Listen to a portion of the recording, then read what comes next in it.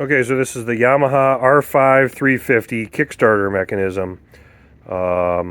As this goes about 90 degrees, you'll see this cup in the middle right here slide inward towards the motor and kind of slide back and give you about 1/16 to 1/8 of an inch gap right here. So this is all going to engage with the gear on the back of the clutch basket.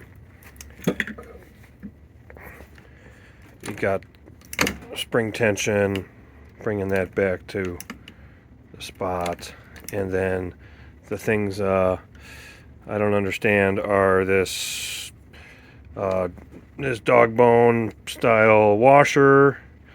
We can take off the spring here and get a better look at this.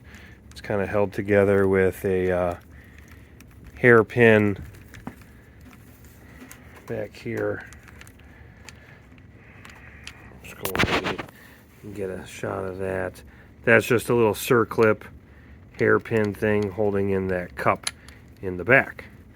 Other than that, just a lot of E-clips holding in the various gears.